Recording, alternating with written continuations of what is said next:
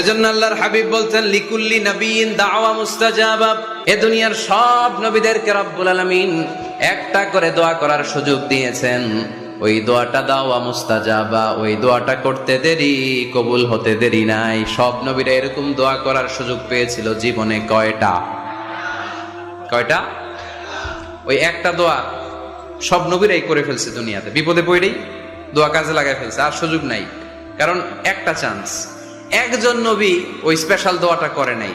আল্লাহ বলছে নবীরা একটা করে দোয়া করো, তোমার কি দোয়া, তোমার কি দোয়া, তোমার কি দোয়া। উনি বলে আমার এটা লাগবে, ওইটা লাগবে।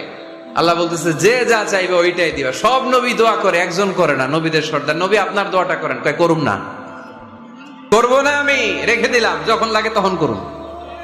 সুবহানাল্লাহ পড়বেন না? লিকুল্লি নবিয়িন দাওয়া মুস্তাজাবা। সব নবীকে স্পেশাল একটা দোয়া করার সুযোগ আল্লাহ দিলেন।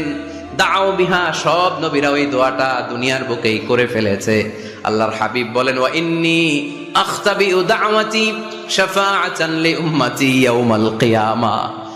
আমি আমার ওই দোয়াটা দুনিয়ার বুকে করি নাই, কিয়ামতের দিন কঠিন বিপদের সময়ে, সূর্যটা যেদিন মাথার কাছে চলে আসবে, জমিনটারে তামার জমিন বানিয়ে দেওয়া হবে, তৃষ্ণার ক্ষুধার চোটে জিহ্বাটা বের হয়ে নাবির সামনে ঝুলবে, সবাই ইয়া নাফসি ইয়া নাফসি ইয়া নাফসি বলে চিৎকার মারবে। ওই কঠিন দিনে আমার গুনাহগার উম্মতের সুপারিশের জন্য স্পেশাল দোয়াটা আমি রেখে দিয়েছি। আমার নবী জীবনে তো কোনো দুঃখ কষ্টের সম্মুখীন হয় নাই, তাই না? না খেয়ে কতদিন ছিলেন এটারই হিসাব নাই। পেটে পাথর বাঁধতেন। হাসান আর হুসাইন রাদিয়াল্লাহু তাআলা আনহুমাকে দেখতে যেতেন, প্রায় দেখতে যেতেন। একবার দেখতে যাইতে পারেন নাই, তারপরে গেলেন। যে দেখে হাসান হুসাইন ঘুমায় আছে, ফাতিমা রাদিয়াল্লাহু তাআলা আনহা খাবার রান্না করার অভিনয় করতেছে। খাবার রান্না করার অভিনয়।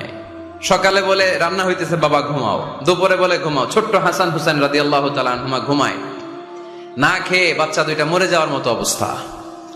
নানা ভাইয়ের আওয়াজ শুনে বাচ্চা দুইটা বের হয়ে নানা ভাইকে বলে, নানা ভাই আজকে আপনার কাছে একটা বিচার দিব, বিচারটা আপনি করবেন।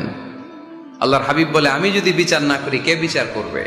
হাসান আর হুসাইন বলে, নানা ভাই এই বিচারটা সাধারণ কারণ নামে বিচার না, আপনার মেয়ের নামের বিচার। বিচার করেন, আপনার মেয়ে ফাতেমা আমাদেরকে খাবার দেয় না কেন? খাবার দেয় না কেন?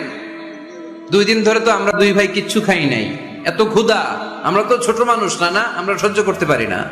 বিশ্বনবী হাসান আর হুসাইন রাদিয়াল্লাহু তাআলা আনহুকে জড়িয়ে ধরলেন আর বললেন, তোমরা 2 দিন ধরে খাও নাই, দেখো আমি পেটে পাথর বেঁধেছি, আমি 3 দিন ধরে কিছু খাই নাই। ওই সময় আচ্ছা, নানা কি কখনো নাতির না খেয়ে থাকার দৃশ্য সহ্য করতে পারে? ওই সময় যদি নবী ওই দোয়াটা করতেন, আল্লাহ আপনি জান্নাত থেকে খাবার পাঠান, জান্নাতি খাবারের বস্তা পাঠাইতো কে? দোয়াটা করে ফেলছিল না? করছিল? ওদের ময়দানে দাঁত ভেঙে ঝরঝর করে রক্ত ঝরলো, তখনও দোয়াটা করে নাই। তায়েফের ময়দানে পিটিয়ে পাথর মেরে বিশ্বনবীকে আঘাত করেছে, তখনও দোয়াটা করে নাই। ঠিক কিনা?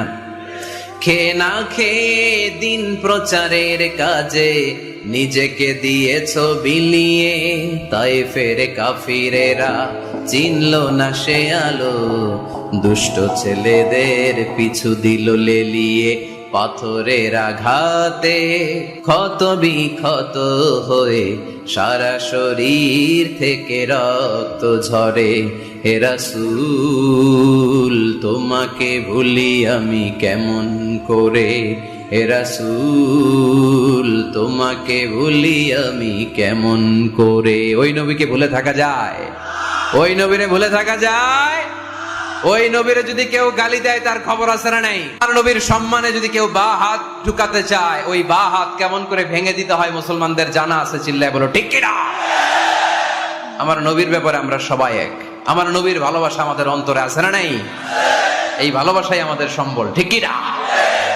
কখনো কাউরে আঘাত করেন নাই। ওই দোয়াটা ওই কঠিন পরিস্থিতি তো বিশ্বনবী করেন নাই, রেখে দিয়েছেন। আমার জন্য রেখে দিয়েছেন, আপনার জন্য রেখে দিয়েছেন, আমাদের জন্য রেখে দিয়েছেন। জোরে বলেন ঠিক কিনা?